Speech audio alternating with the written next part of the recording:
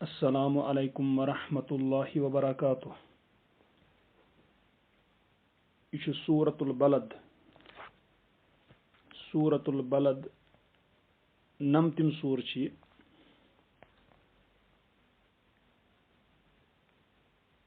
A'udhu billahi minash shaitanir rajim. Bismillahir rahmanir rahim. لا أقسم بهذا البلد وأنت حل بهذا البلد ووالد وما ولد لقد خلقنا الإنسان في كبد. İş bişanesi şu Suratul Balad. Yith pٲٹھۍ zan wٕچھان چھِ اتھ سورس اندر چھِ یہِ البلد یہِ لفظ آمُت تہٕ بلد چھِ معنی آسان شہر تہٕ أسۍ وٕچھان یہِ سورہ یُس زن چھِ یہِ چھِ مکیہ تہٕ یہِ چھِ أسۍ بار بار وٕچھان سُہ گوٚو یہِ کہِ مکیہ سورہ چھِ أسۍ سُہ وٕچھان کہِ راجح یعنی یُس علما نِش چھِ یتھ ترجیح یِوان چھِ دِنہٕ کہِ مکیہ سورہ کُس چھُ یُس زن رسول اللہ صلی اللہ علیہ وسلم پٮ۪ٹھ نٲزِل گوٚو کانٛہہ سورہ تمہِ ساتہٕ ییٚمہِ ساتہٕ رسول اللہ صلی ہجرت کٔر تمہِ برونٛٹھ برونٛٹھ گوٚو اگر ہجرت تمہِ ساتہٕ رسول اللہ صلی اللہ علیہ وسلم کٔر تہٕ مکہ پٮ۪ٹھ مدیٖنہ تمہِ برونٛٹھ برونٛٹھ یُس سورہ گوٚو نٲزِل تتھ چھِ ونان مکیہ تتھ چھِ پنٕنۍ فوٲیِد تِکیازِ کہِ یعنی یہِ علما کیازِ چھِ یہِ وٕچھان یہِ سورہ کُس چھُ یہِ چھا مکیہ کِنہٕ مدنیہ تِکیازِ تمہِ سۭتۍ چھِ تران فکرِ کہِ امہِ سورہ کہِ نٲزِل وقت یعنی ییٚمہِ ساتہٕ یہِ سورہ نٲزِل گوٚو تمہِ ساتہٕ کٕم حالات ٲسۍ مُسلمان کتھ حالتس اندر ٲسۍ مُسلمانن کٕمن کٕمن چیٖزن ہُنٛد اوس کیاہ سامنہٕ تہٕ اتھ سورس اندر وٕچھان چھِ أسۍ اللہ تعالیٰ گۄڈنیتھٕے فرماوان لا اقسم بہذا البلد یُس یہِ لا چھِ اتٮ۪ن نہیں یعنی نسا اقسم بہذا البلد بہٕ چھُس قسم ہاوان ییٚمہِ شہرُک یُس یہِ لا چھِ اتٮ۪ن یہِ چھِ تاکیٖد خٲطرٕ یعنی یہِ چھُنہٕ نفی خٲطرٕ کینٛہہ کہِ بہٕ چھُس نہٕ قسم کھٮ۪وان کینٛہہ نہ یِتھ پٲٹھۍ أسۍ تہِ چھِ اگر کٲشِر زبانہِ منٛز أسۍ کُنہِ ساتہٕ قسم کھٮ۪وان چھِ بڑٕ زورٕ سان أسۍ چھِ ونان نہ بہٕ چھُس قسم کھٮ۪وان اَمہِ چیٖزُک یُس یِتھ پٲٹھۍ أسۍ ونان چھِ نہ بہٕ چھُس قسم کھٮ۪وان یہِ چھُنہٕ آسان نہ مُراد کینٛہہ کہِ بہٕ چھُس نہٕ قسمٕے کھٮ۪وان کینٛہہ یہِ چھُ مُراد آسان کہِ واقعی چھُس بہٕ قسم کھٮ۪وان یعنی تاکیٖد سان ییٚتٮ۪ن تہِ چھِ تِتھٕے پٲٹھۍ قرآنس منٛز اکثر جاین یہِ اللہ تعالیٰ فرمان لا نہ اقسم بہذا البلد بہٕ چھُس قسم کھٮ۪وان ییٚمہِ شہرُک اتٮ۪ن یُس یہِ اللہ تعالیٰ فرماوان چھُ کہِ بہٕ چھُس قسم کھٮ۪وان ییٚمہِ شہرُک سُہ شہر ییٚلہِ وٕچھان چھِ سُہ شہر کُس چھُ آسان یتھ منٛز رسول اللہ صلی اللہ علیہ وسلم روزان چھِ آسان تمہِ ساتہٕ چوٗنٛکہِ رسول اللہ صلی اللہ علیہ وسلم زاے تہِ مکہس اندر اور پتہٕ روٗدۍ تِم مکہس اندرٕے یعنی ییٚمہِ ساتہٕ تِم رسوٗل بنے ییٚمہِ ساتہٕ تِمن گۄڈنِچ وحی آیہِ تمہِ ساتہٕ ٲسۍ رسول اللہ صلی اللہ علیہ وسلم 40 وٕہٕرۍ تہٕ 40 وٕہٕرۍ پتہٕ ییٚمہِ ساتہٕ وحی آیہِ تہٕ 30 ؤرین حدیث منٛز پٮ۪ٹھ آمُت چھُ 30 ؤرین روٗدۍ تِم مکہس منٛز مُسلسل اسلامٕچ دعوت دِوان تہٕ اتھ ییٚلہِ أسۍ وٕچھان چھِ یِمن 30 ؤرین منٛز مُسلمانن ہٕنٛز تعداد ٲس نہٕ یعنی أسۍ ونو ہتن منٛز ٲس ساسن منٛز ٲس نہٕ کینٛہہ ہتن منٛز ٲس تعداد تہٕ أسۍ وٕچھان یِمن 30 ؤرین دِژٕکھ دعوت مگر رسول اللہ ٲسۍ روزان کتہِ مکہس اندرٕے زاے تہِ تِم تتی تہٕ ٲسۍ روزان تہِ تتی تہٕ چوٗنٛکہِ یُس یہِ مکہ چھِ اتھ چھِ سٮ۪ٹھاہ فضیٖلت امیُک قسم ہاوان اللہ تعالیٰ امہِ شہرُک تہٕ مکہٕچ یُس زن فضیٖلت وٕچھان چھِ أسۍ وٕچھان ترمذی اندر چھِ 4550 نمبر حدیث ترمذی اندر چھِ 4550 نمبر حدیث تتھ منٛز چھِ وٕچھان أسۍ یہِ چھُ عن عبداللہ ابن عدی یہِ چھُ عبداللہ ابن عدی رضی اللہ عنہ قال دپان رأیت رسول اللہ صلی اللہ علیہ وسلم واقفا علی الحزورہ مےٚ ہسا وٕچھ رسول اللہ صلی اللہ علیہ وسلم تِم ہسا ٲسۍ کھڑا حزورہس پٮ۪ٹھ یہِ چھِ حزورہ چھِ اتہِ جاے مکہس اندر تہٕ حزورہ چھِ ونان ویسے یِتھ پٲٹھۍ تہِ یعنی عربیس اندر یُس تھٔز پہن میژِ ہٕنٛز یہِ ٹیلہٕ آسان چھِ ٹینٛگ آسان چھِ میژِ ہُنٛد تتھ چھِ ونان حزورہ بہرحال مگر اتٮ۪ن ٲس یہِ جاے تہِ دپان مےٚ ہسا وٕچھ رسول اللہ صلی کھڑا حزورہ جایہِ پٮ۪ٹھ فقال تہٕ پس فرمووُکھ واللہ انک لخیر ارض اللہ یعنی رسول اللہ صلی اللہ علیہ وسلم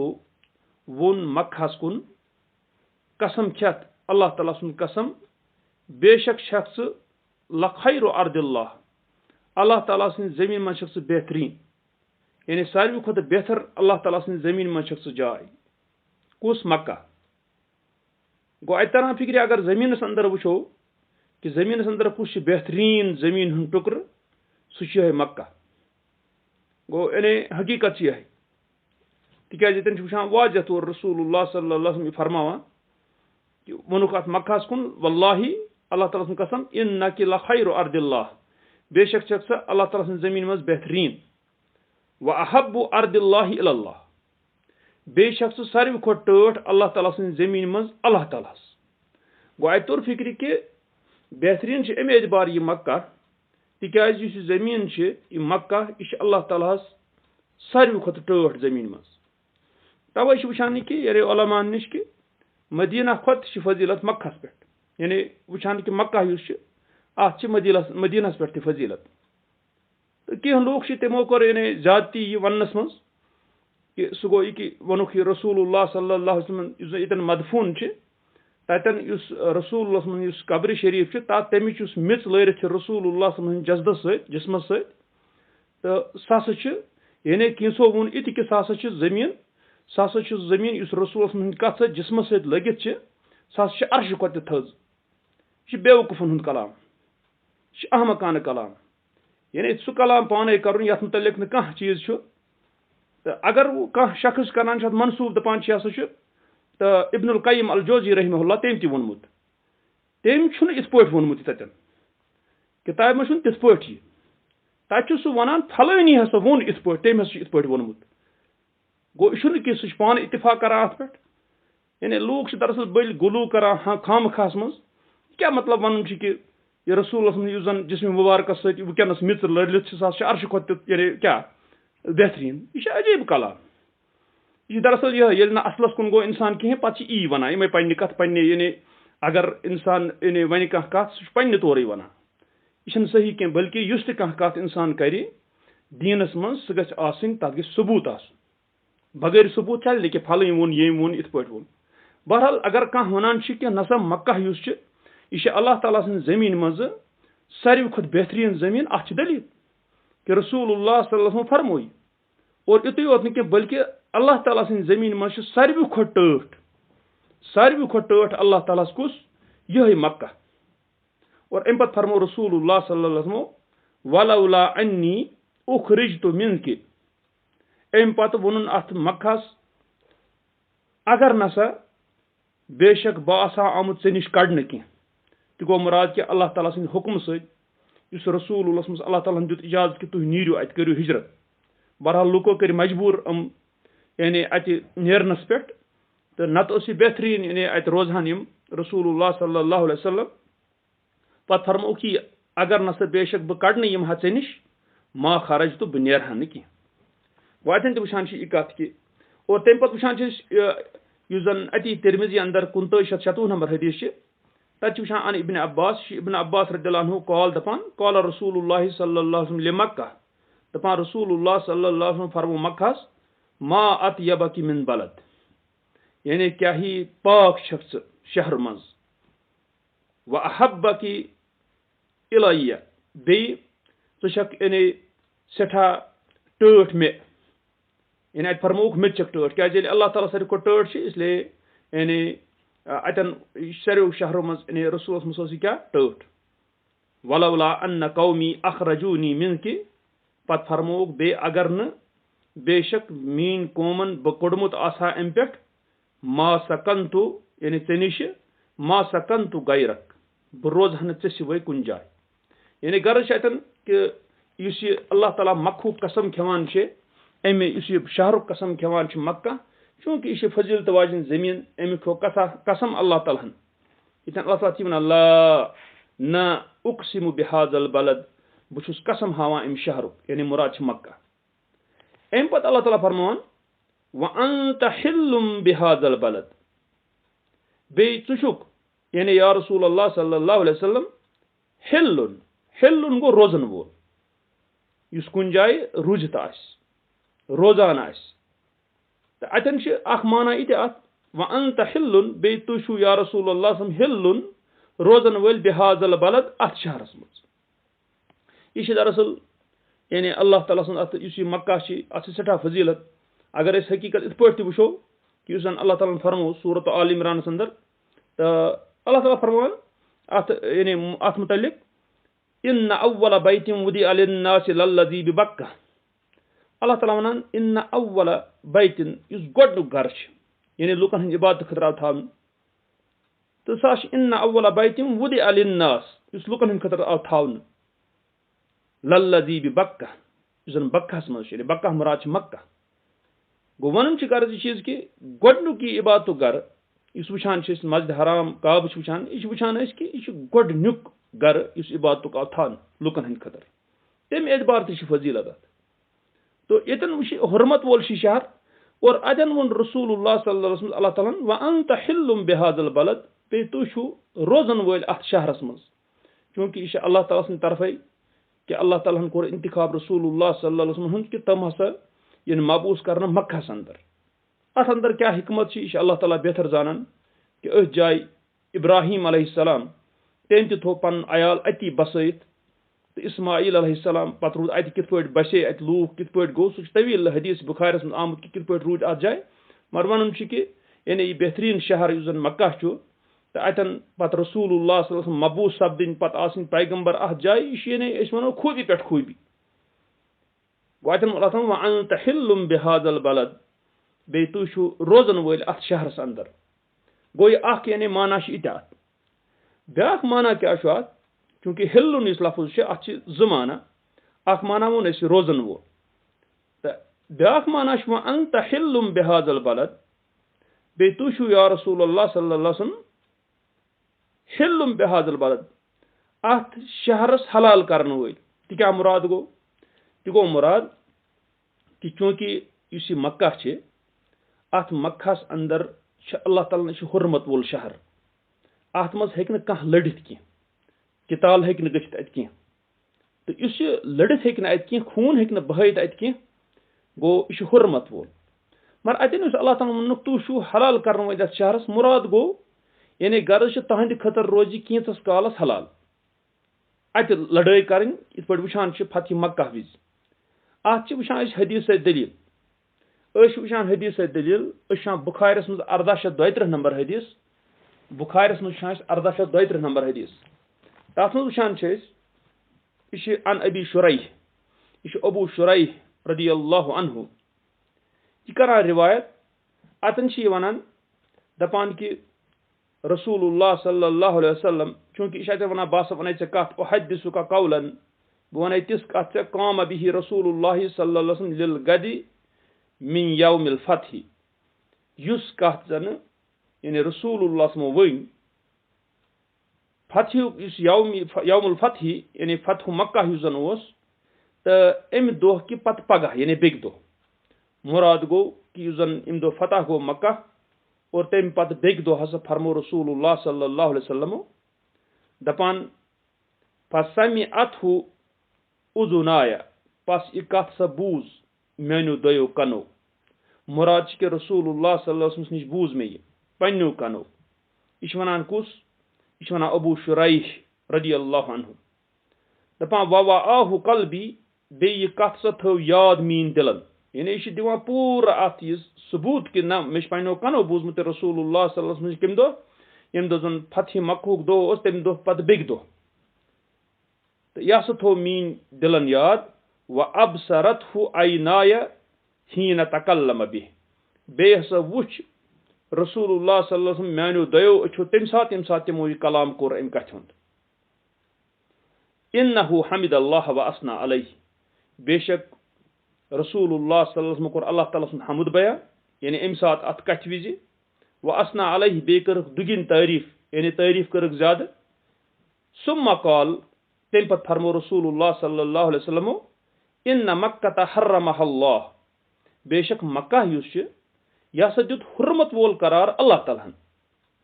ولم یحرمہا الناس بیٚیہِ یہِ نسا دیُت نہٕ حرمت وول قرار لوٗکو کینٛہہ. مُراد گوٚو یعنی یہِ رسول اللہ صلی اللہ علیہ وسلم سمجھو کہِ یہِ چھُ حرمت وول यह शहर हुरमत मुराद क्या हुरमत अमिच यह कि अत हराम कि अत लड़न अत किताल कर अत कत्ल कर गो अतन वुचान कि चूंकि फरमो कि ताकीद दिख अत अमे एतबार कि मक्का यह हुरमत वोल करार दित अल्लाह ताला लूको दित न कह यानी अगर लूको आशे दितमुत तेल सहल कथा अगर कह हुरमत अमिच फुटराय मगर चूंकि यह हुरमत वोल दितमुत करार कह अल्लाह ताला फला यहिल्लु लिइम्रिइन पास छुन हलाल कंस शख्सस खतर युमिनु बिल्लाहि वल यौमिल आखिर युस ईमान आस थवान अल्लाह ताला पे बे आखिरी दोहस पे अन यस्फिका बिहा दमन कि बहाय अत मज खून वला यअदुद बिहा शजरतन बे प्राट अत मज क्या कुल मुराद गो इस कुदरती खसान कुल कोट गास वास कह चीज तो यह कुदरती इस पाने खसान यह हेक इंसान प्राटित अत कह तिकाज तमे एतबार अत हुरमत फ़इन अहदुन तरख्खसा लिकिताल रसूलुल्लाह सल्लल्लाहु अलैहि वसल्लम अत फरमो पत रसूलुल्लाह सल्लल्लाहु अलैहि वसल्लम फरमो पस अगर हसा कह अख रुखसत रट रसूलुल्लाह अत मज यानी किताल करन सब ति गो मुराद दप तेल क्या सा लुड़ फतह मक्का विज रसूलुल्लाह क्या कुर किताल तेल अत अगर हसा कह यह रुखसत रट फकूलु लह पस तस वनजो इन्नल्लाह बेशक अल्लाह ताला छु अदिना रसूलिही तम दुत इजाजत पन्निस रसूल सल्लल्लाहु अलैहि वसल्लम यानी लड़नुक अतन किस कालस वलम यअज़ल लकुम तम दुत न इजाजत अल्लाह ताला तोह कि व इन्नमा अदिना ली साअतम मिन नहार बे सिर्फ हसा दुत बेशक अल्लाह ताला इजाजत मान खतर दोह किस अकिस तिहिस यानी पूर दोहस न कि बल्कि अकिस तिहिस अकिस दुत अल्लाह ताला इजाजत रसूलुल्लाह सल्लल्लाहु अलैहि वसल्लम तवे वुचान छु तय कि इम साथ फतह मक्का गो तम पत वुचु तुम फतह मक्का विज वुचान अहादिस वुचमुत कि कह लूक आय तम यमो जबरदस्त सख्ती कर्म पे एतबार और पे शिद्दत कर्म इख्तियार तो तम आय कत्ल कर अत गो ती फरमोक दपो कि ना कह मान अम सब मे दुत अल्लाह ताला यह रुखसत तो इजाजत अत किस कालस दो किस चीज इन अम सब कह रट दलील पे जाय कि ना तम सद खतर यानी जायज कि सह अत किताल कर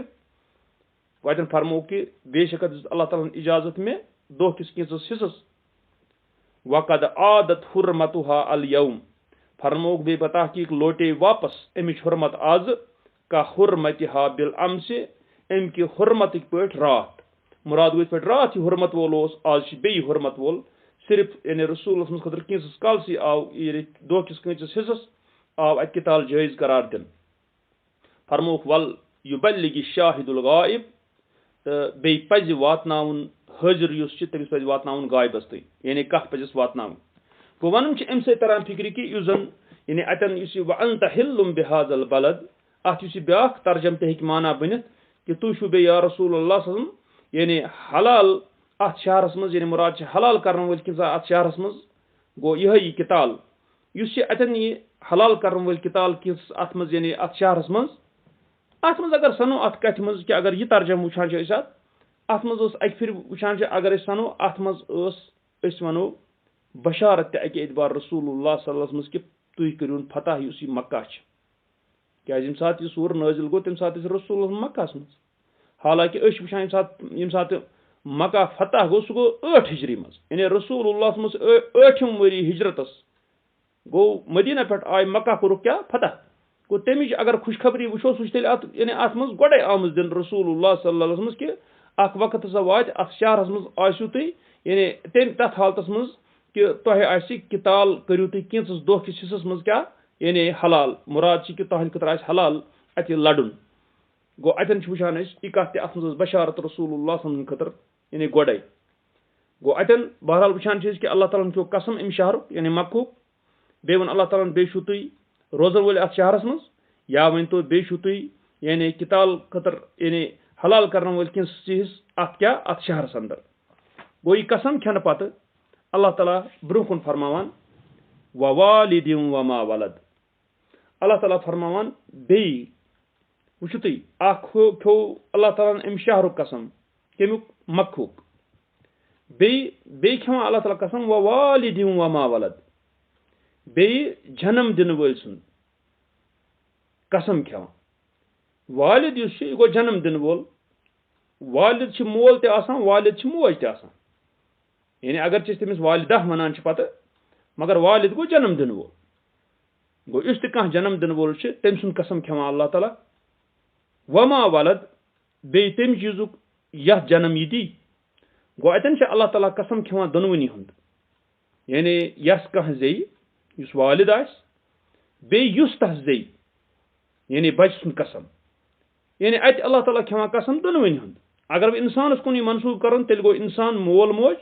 بیٚیہِ أمۍ سُنٛد شُر یُس چھُ یِمن ہُنٛد قسم کھٮ۪وان اللہ تعالیٰ کھٮ۪وان أمِس اِنسان سُنٛد قسم یُس یہِ والد چھُ جنم دِنہٕ وول چھُ بیٚیہِ تسُنٛد قسم تہِ ییٚمِس یہِ اِنسان جنم دِوان چھُ گوٚو یعنی أمِس اِنسان سٕنٛدِس شُرۍ سُنٛد قسم تہٕ یُس یہِ دۄنوٕنی ہُنٛد قسم اتٮ۪ن کھٮ۪وان چھُ یہِ والد تہٕ بیٚیہِ ولد یعنی شُرۍ سُنٛد اتٮ۪ن یہِ أمۍ سُنٛد یُس اِنسان سُنٛد یہِ شُر چھُ أمۍ سُنٛد قسم اتھ چھِ حکمت اکھ سُہ چھُ تران فِکرِ اتٮ۪ن امہِ پتہٕ چھُ سُہ آیت چھِ امہِ سۭتۍ چھِ حکمت یِوان سمجھ اللہ تعالیٰ فرمان لقد خلقنا الانسان فی کبد یقیٖنی بتحقیٖق ہسا کوٚر اسہِ پٲدٕ انسان مشقتس منٛز گوٚو یُس یہِ اللہ تعالیٰ ہن یقیٖنی ہسا کوٚر اسہِ یہِ انسان پٲدٕ مشقتس منٛز یعنی بے شک کوٚر اسہِ یہِ انسان پٲدٕ مشقتس منٛز اتٮ۪ن وٕچھان چھِ کہِ یہِ مشقتس منٛز امہِ برونٛٹھمِس چھِ اتھ سۭتۍ تعلق مثلاً یِہوے مول چھِ یا موج چھِ یُس جنم دِوان چھِ کٲنٛسہِ بچس تُہۍ وٕچھِو گۄڈٕ یہِ مول تہٕ موج یُس چھُ بیٚیہِ یُس أمۍ سُنٛد یہِ بچہِ چھُ کِمو مشقتو منٛز چھِ نیران یعنی اگر انسان وٕچھِ کۭتیاہ مشقت چھِ ژٹان یہِ مول تہٕ موج اتھ حالتس منٛز کہِ أمِس ماجہِ اگر وٕچھو خاص کر کہِ أمِس کوٗتاہ تکلیٖف چھُ أمِس بچہِ سٕنٛدِ سۭتۍ یُس یہِ فطرتن أمِس یہِ تکلیٖف چھُ اور پتہٕ ییٚلہِ یہِ بچہِ برونٛہہ کُن بڑان چھِ یہِ چھِ مشقت ژٹان کۭتیاہ حالات چھِ أمِس مٲلِس ماجہِ یِوان کۭتیاہ حالات چھِ أمِس بچس یِوان زندگی منٛز لۄکُٹ پتہٕ بوٚڑ جوان پتہٕ مُصیبتس پٮ۪ٹھ مُصیبت باسے یِوان گوٚو انسان یُس چھُ انسان چاہے یہِ لۄکُٹ آسہِ یہِ بچہِ آسہِ أمۍ سُنٛد مول موج آسہِ یِم چھِ مشقت ژٹان پتہٕ گوٚو ییٚتٮ۪ن اَسہِ اللہ تعالیٰ ہن ووٚن کہِ بتحقیٖق انسان یُس چھُ یہِ ہسا کوٚر اسہِ بے شک پٲدٕ مشقتس منٛز اور تہِ چھُ انسان سنان تہِ چھُ انسان وٕچھان تہِ کانٛہہ تہِ انسان یوٚتن تہٕ دُنیاہس منٛز تُہۍ وٕچھِو بچپن پٮ۪ٹھٕ یوٚتٕنۍ سُہ عُمرِ ووتمُت آسہِ مشقتٕے مشقت گرا چھُ بٮ۪مار گژھان گرا چھُس ہُہ مُصیبت یِوان گرا چھُس یہِ مُصیبت یِوان یعنی اکھ مُصیبت چھِ ژلان بجے بیٛاکھ مُصیبت چھِ یِوان یہِ دُنیا چھِ مشقتن ہُنٛد یعنی یتھ منٛز چھِ مشقت چھِ دۄنوٕیو اعتبار اکھ اعتبار گوٚو عموٗمی مشقت چھِ انسانس مثلاً اگر تُہۍ انسان نِیُن لۄکُٹ چھُ پالُن چھُ یہِ اور پٲلِتھ پتہٕ پکناوُن برونٛہہ کُن پتہٕ چھِ أمِس زینُن تہِ زیننہٕ پتہٕ وٕچھان چھِ أمِس روزنٕچ جاے تہِ گژھِ أمِس آسٕنۍ مختلف صوٗرتہٕ چھِ أمِس کہِ یہِ چھِ مشقتس منٛز یہِ انسان پانے وٕچھتو تُہۍ اگر أسۍ سنو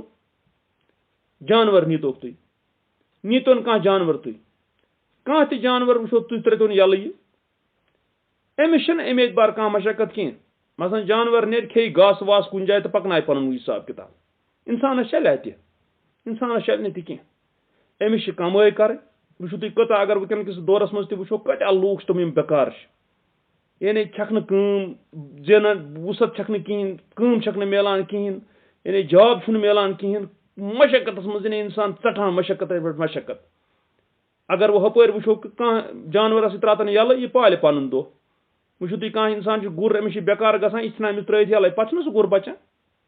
اچھا انسان وٕچھِو تُہۍ انسان دَری نہٕ پلو ورٲے انسان دَری نہٕ وٕشنیر ورٲے أمِس اگر سردی گٔے أمِس چھُ وٕشنیر کرُن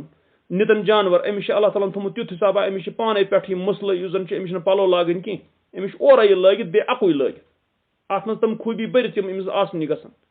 انسان روزِ ہے تۭرِ منٛز نٮ۪بر أمِس شِٹھِ یہِ مرِ وَنُن چھُ کہِ انسان چھُ ہر اعتبار مشقتس منٛز أمِس چھِ ہر اکھ چیٖز پیٚوان حٲصِل دُنیاہس منٛز کرُن أمِس چھِ ہر اکھ چیٖز پیٚوان مشقت سۭتۍ کرُن حٲصِل تہِ چھُ وٕچھنہٕ تہِ یِوان انسانس کۭژاہ مشقت چھِ پیٚوان منٛز گوٚو یہِ اَکے اعتبار مشقت دود دگ مُصیبت ہُہ مَرُن یہِ گوٚو یہِ یتھ گوٚو یِتھ پٲٹھۍ یِم چھِ سارے مشقتٕے مشقت گوٚو اَکے اعتبار مشقت تَمہِ اعتبار عموٗمی انسان چھُ مشقتس منٛز اگر وۄنۍ وٕچھون کہِ یُس مُسلمان آسہِ یُس مومِن آسہِ یہِ مومِن چھِ پتہٕ ییٚمہِ ساتہٕ اللہ تعالیٰ سٕنٛز اطاعت اتھ دُنیاہس منٛز کرِ یہِ تہِ چھُ مشقتس منٛز پیٚوان مشقت کیاہ مُراد چھِ یعنی أمِس چھُ واریاہ زیادٕ تکالیف تہِ اتھ دُنیاہس منٛز یِوان اتھ اللہ تعالیٰ سٕنٛدِس دیٖنس پٮ۪ٹھ قٲیِم روزنس أمِس چھُ مُخٲلف تہِ واریاہ أمِس چھِ دُشمن تہِ گژھان واریاہ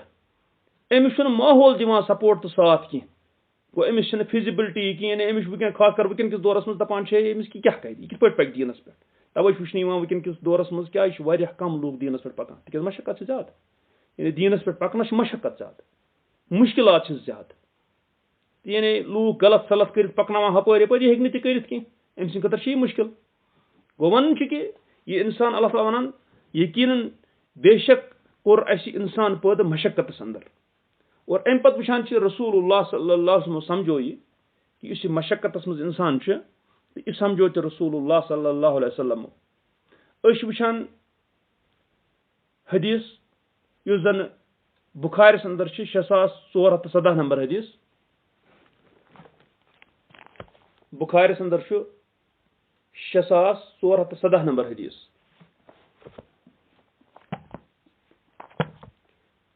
अतन ते तरान फिक्र अम हदीस सत कि इस रसूलुल्लाह सल्लल्लाहु अलैहि वसल्लम समझो कि इंसान कित पट मशक्कतस मज वारियाह ज्यादा वुचान यह अन अब्दुल्लाह रदियल्लाहु अन्हु यह अब्दुल्लाह रदियल्लाहु अन्हु कॉल दपान खत्तन नबी सल्लल्लाहु अलैहि वसल्लम खत्तम मुरब्बा दपान रसूलुल्लाह सल्लल्लाहु अलैहि वसल्लम त्रो खत मुरब्बा मुरब्बा गो चकोर त्रोवुक इत पे जन आसान स्क्वायर इत पे आसान तो इत पे त्रोवुक चकोर डब हूँ बनोवुक खत त्रोवुक तमे आय चकोर यह चूंकि रसूलुल्लाह सल्लल्लाहु अलैहि वसल्लम तम बेहतरीन मिसाल दिवान यम सात तम दहन क्या तमन बहरहाल अल्लाह ताला सद तरफ पैगम्बर तम तो अतन वुचान अमो त्रो चकोर खत मुराद क्या यानी अमो बनो यानी वनो चकोर स्क्वायर इत पे जमीन पे बनावान कह इंसान कुन काठ रिश या कुन व खत्तन फिल वसत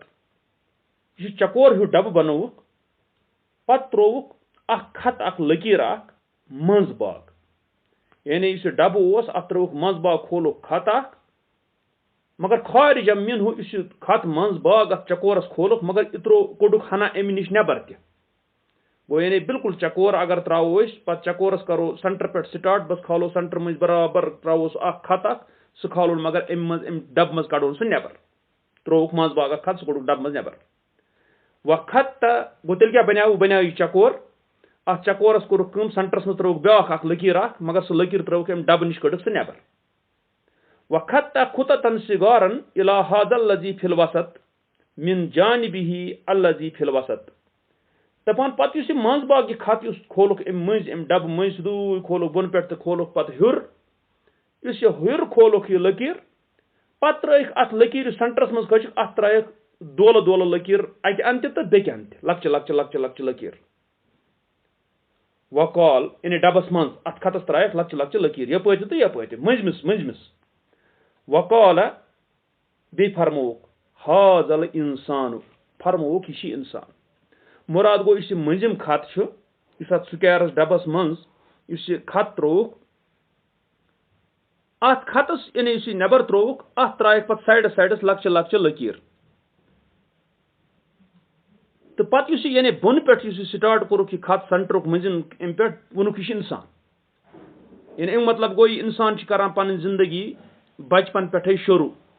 इस गोडनथ खोत यानी अत पे इंसान तो होवुक कि इस खत यह इंसान सुन गुजरुन फरमोक वहाजा अजलहु मुहीतुम बि अव कद अहाता बि तो फरमोक यह चकोर डब यह अम सुन अजल यानी यह अजल अम सुन क्या यह अम सुन इस अमिस जिंदगी हुंद हिस्स यानी अथ चकोरस अंदर अंदर अम सुन जिंदगी वहादल लजी हुआ खारिजुन अमलु फरमोक इस खत पत मंज बाग अमि नबर कोड यानी रसूल मंजिम खत यह हुर कुन कोडुक अमि नबर फरमोक यह अम सुन उम्मीद तमन्ना यानी गर्ज अगर इंसानस उम्र पता बासान इंसानस मे उम्र मिसाल के तौर पर इंसान अंदाज पन जाए कर मे मा नेरन बे 10 वरी मे मा नेरन बे 15 वरी यह मगर सोचान 15 वरी हुर यानी अमिस तमन्ना तो उम्मीद आसान अम खुद ज्यादा इंसान ना यानी इंसान पन्ने उम्र आसस तम ज्यादा ब्रोट प्लान बनावान सोचा फरमोक यह कत कि यह यानी इस चकोर अमिस इंसान सुन अजल यानी अम सुन मुकर्रर वक्त जिंदगी हुंद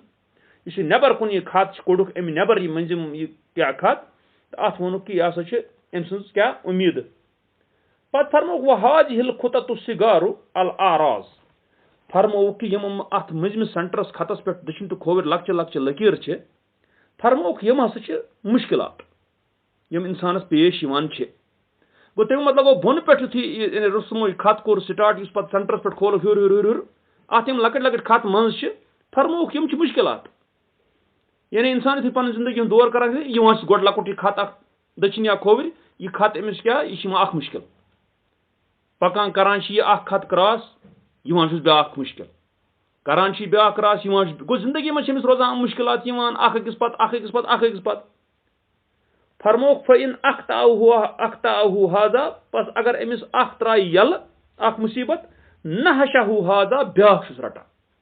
یعنی اکھ ترٛاوان یَلہٕ تہٕ بیٛاکھ رَٹان اکھ ترٛاوان یَلہٕ بیٛاکھ رَٹان فرمووُکھ وَإِن اَخْطَأَهُ هذا نَحَشَهُ هذا وۄنۍ اگر أمۍ ترٛوو یعنی أمۍ یَلہٕ تہٕ چھُس بیٛاکھ رَٹان یُس اَتٮ۪ن رسول اللہ یہِ مِثال دِژ وٕچھ کۭژاہ بہتریٖن مِثال چھِ یعنی اِنسان وٕچھِ کہِ کۭژاہ مشقت چھِ اِنسانَس یِوان اگر ہر اِنسان پنٛنہِ بچپن پٮ۪ٹھ ہیوٚر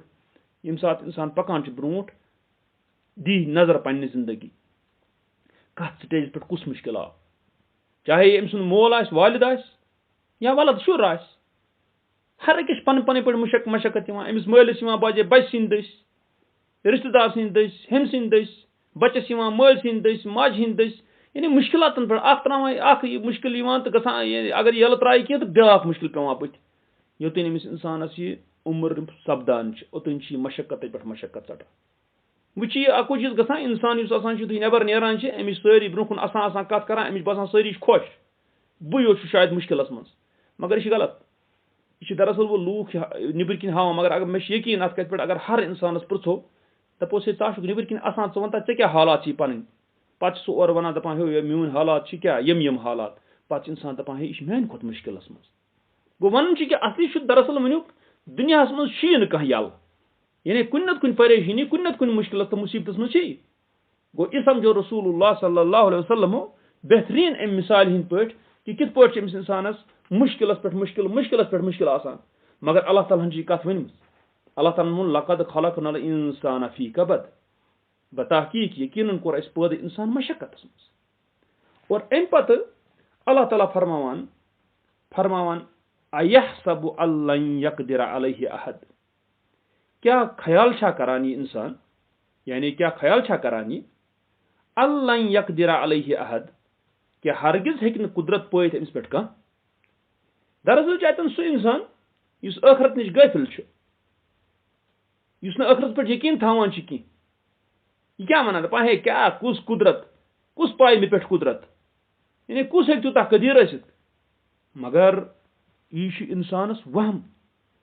یہِ چھُ اِنسانَس غلط خیال اکھ کیٛازِ کہِ اللہ تعالیٰ چھُ بار بار أمِس اِنسانَس وَنان دَپان چھُس بہٕ ترٛاوَتھ نہٕ کینٛہہ بہٕ رَٹَتھ مےٚ نِش چھُ یُن ژٕ ہٮ۪کَکھ نہٕ ژٔلِتھ کینٛہہ ژٕ ہٮ۪کَکھ نہٕ کُنہِ تہِ اَندٕ ژٔلِتھ کینٛہہ آسمان زٔمیٖن منٛز تہِ کَرکھ ژَلنٕچ کوٗشِش ژٕ ہٮ۪کَکھ نہٕ ژٔلِتھ کینٛہہ گوٚو کانٛہہ یہِ چھُ یُس یہِ اِنسان چھُ یہِ دھوکھس منٛز یُس اِنسانا چھُ اللہ تعالیٰ وَنان ایحسب کیٛاہ یہِ چھا گُمان کران یہِ چھا خیال کران ان لن یقدر علیہ احد کہِ ہرگز پایہِ نہٕ أمِس پٮ۪ٹھ کانٛہہ اکھ تہِ قُدرت تَوے چھِ ییٚلہِ اِنسان وٕچھان چھِ اللہ تعالیٰ چھُ قرآنَس منٛز کوٗتاہ بہتریٖن پٲٹھۍ چھُ اللہ تعالیٰ سَمجھاوان اللہ تعالیٰ چھُ وَنان ہے کیٛاہ سُہ ییٚمۍ زَن گۄڈنِکۍ لَٹہِ پٲدٕ کوٚر کیٛاہ سُہ چھُنہ اَتھ پٮ۪ٹھ قُدرت تھاوان کہِ سُہ کَرِ أمِس دُبارٕ پٲدٕ یعنی غرض چھِ اِنسان ژٕ کَتھ دھوکھس منٛز چھُکھ پٮ۪وان یعنی اللہ تعالیٰ چھُ قدیٖر اَتھ پٮ۪ٹھ کہِ سُہ کَری ژےٚ بیٚیہِ زِندٕ ژےٚ پٮ۪ٹھ یعنی چھِ اللہ تعالیٰ ہس قُدرت گوٚو یُس یہِ اِنسان گُمانَس منٛز خیالَس منٛز آسان چھِ یہِ چھِ أمۍ سٕنٛز آسان گُمرٲہی تہٕ تبٲہی یہِ چھِ أمِس دھوکہٕ آسان گوٚو ییٚتٮ۪ن اللہ تعالیٰ وَنان ایحسب کیٛاہ گُمان چھا کران یعنی اِنسان ان لن یقدر علیہ احد کہِ ہرگز ہیٚکہِ نہٕ قُدرت پٲیِتھ أمِس پٮ۪ٹھ کانٛہہ اکھ اور أمِس کوٗتاہ گُمنٛڈ چھُ آسان أمِس اِنسانَس حالانکہِ اگر أسۍ سَنو پَتھ کُن ووٚن اللہ تعالیٰ ہن کہِ بتحقیٖق یقیٖنن کوٚر اِنسان اَسہِ پٲدٕ مشقتس منٛز یُس اِنسان آسہِ سُہ گوٚژھ زیادٕ سَمجِتھ ہٮ۪کُن یُس مشقتس منٛز اِنسان چھُ سُہ گوٚژھ زیادٕ سَمجِتھ ہٮ۪کُن تٔمِس گوٚژھ زیادٕ احساس آسُن تٔمِس گوٚژھ زیادٕ آسُن کیٛاہ تواضوٗ اِنکِسٲری سُہ گوٚژھ پھُٹمُت آسُن مگر بجاے اِس کے کہِ مشقتس منٛز آسنہٕ باوجوٗد چھُ یہِ اِنسان وَنان ہے کُس پاے أمِس پٮ۪ٹھ قُدرت اللہ تعالیٰ فرماوان یقوٗلوٗ یہِ چھُ وَنان یہِ اِنسان اہلکتُ مالًا لُبدا مےٚ کوٚر ہلاک ڈیرٕ وادٕ مال یعنی مال کوٚرُم واریاہ ہلاک تہِ گوٚو مُراد أمِس چھِ پنٛنِس خرچنس پٮ۪ٹھ گُمنٛڈ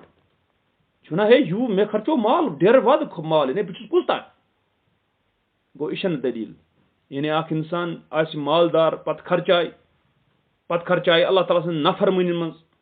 पत खर्चाय अल्लाह ताला सं इस्लामस मुखालिफ यह माल यानी अल्लाह ताला सं नफरमनी वतन मज यम जन तमन मज खर्चाय माल पत आसिस गुमंड पत दप मे कुस रट